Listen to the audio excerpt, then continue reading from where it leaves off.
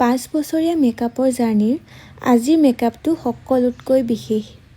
এয়া আহি পালোহি লোকেশ্যন গোলাঘাট জিমখানা।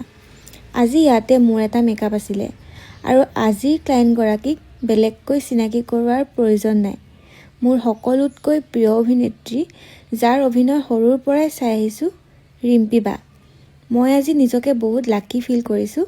মোৰ প্ৰিয় অভিনেত্ৰীগৰাকীক মোৰ হাতেৰে সজাবলৈ পাইছোঁ। এইখিনিতে মই ময়ূৰ কৃষ্ণকো ধন্যবাদ জনাইছোঁ। ৰিম্পী বা গোলাঘাটৰ বামুণগাঁৱত ৰাস আছিলে। তেওঁ দৈৱকী চৰিত্ৰটিত অভিনয় কৰিছিলে। এয়া বাক ৰেডি কৰি হৈ গ'ল। বাক কেনেকুৱা লাগিছে জনাবচোন। তাৰপিছতে ময়ূৰ কৃষ্ণ আহিলে ফটোশ্বুট কৰিবৰ কাৰণে আৰু খুব ধুনীয়াকৈ ফটো উঠাই দিলে ময়ূৰে।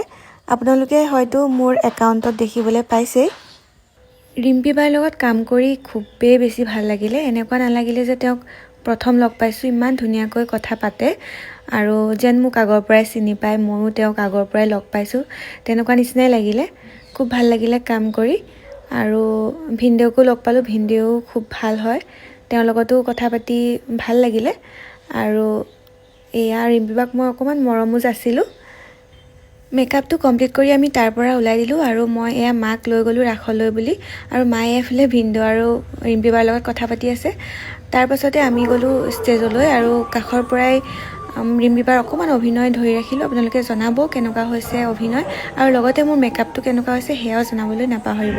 লগতে মোৰ বিয়াৰ বুকিংসমূহো চলি আছে। যদি আপোনালোকে আপোনালোকৰ বিশেষ দিনটোত বিচাৰে তেনেহ'লে মোৰ লগত যোগাযোগ কৰিব পাৰে। Thank U.